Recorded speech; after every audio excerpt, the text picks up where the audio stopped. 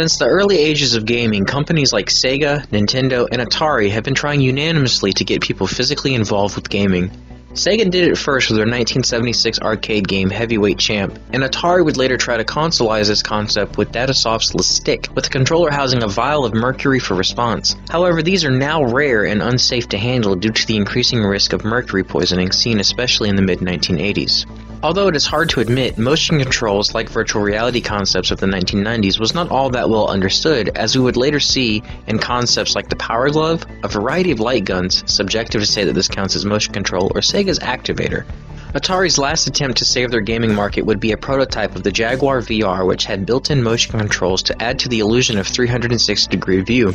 Unfortunately, this was never released to the public, and like many great ideas of the time, would be lost to history as one of the rare relics of the gaming world. It wouldn't be until 2006 that the people would get the first motion control console known as the Nintendo Wii, which would feature countless innovative games that would combine gaming with physical activity. Nintendo aimed to get people off their couches and become more physically active due to the increasing numbers of rising obesity reports in the United States. It was also a fantastic marketing strategy to parents who feared their kids spent too much time playing video games and not enough time being active inside or outside.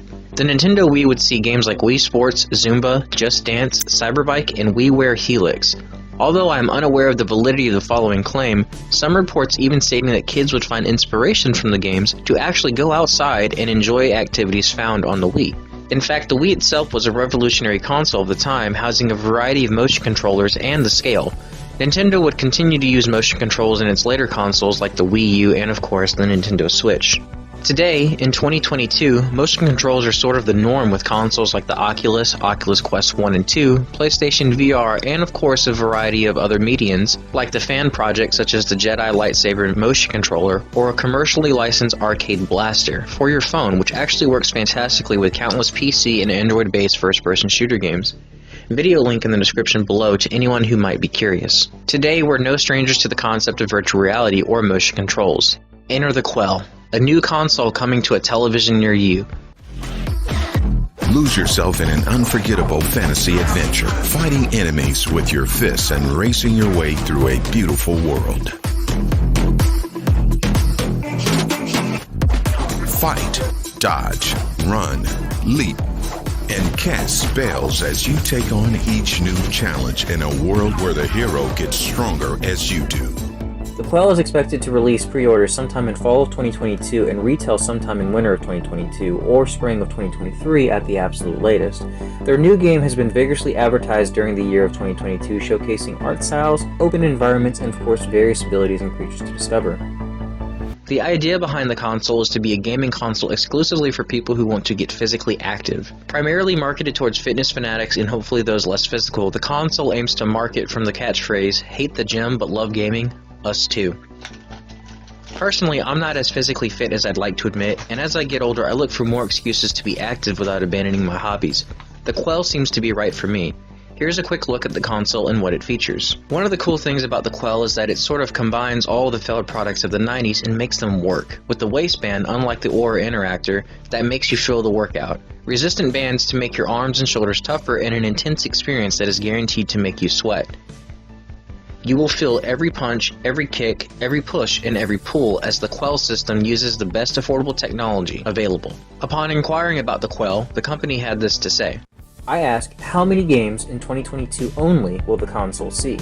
Quell's response was simply put, at the moment we are committed to launch and post-launch supporting our launch game. More details about our future games portfolio will be unveiled at a later time.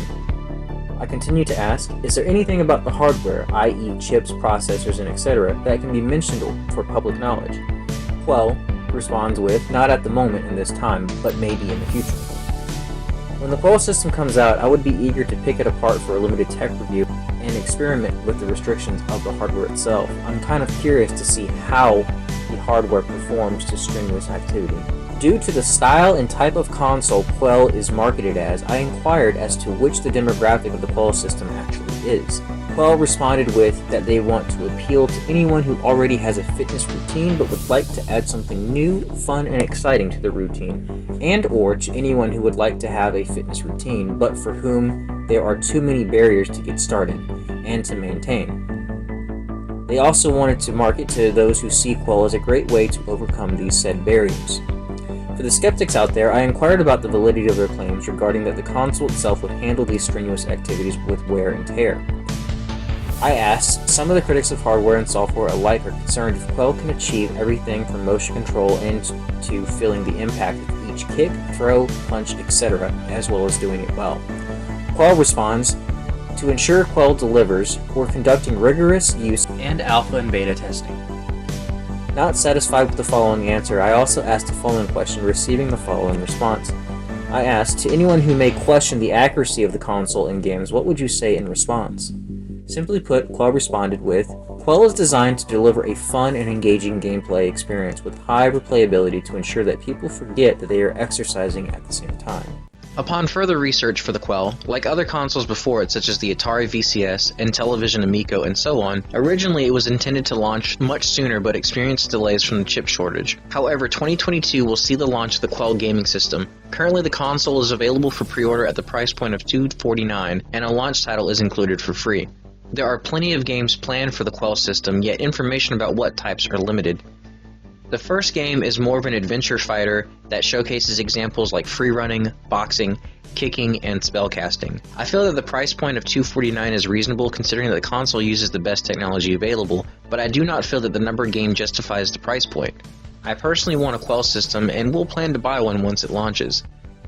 Specification about its hardware limitations have not been released to the public, so should I acquire one, I would plan to pick it apart carefully to see what's inside. The Quell system is portable, lightweight, and designed to be durable. And what are your thoughts on the Quell system? Leave a comment below, I'd love to hear your opinions. If you've made it this far, I'd appreciate it if you gave my video a like and subscribe to my channel, as the only way I can grow and make better content is to have your support. With that in mind, also check out my other videos on the Atari VCS, or maybe even my video on the Tiger R Zone. As always, I've been Kaz Danazon, and thanks for watching.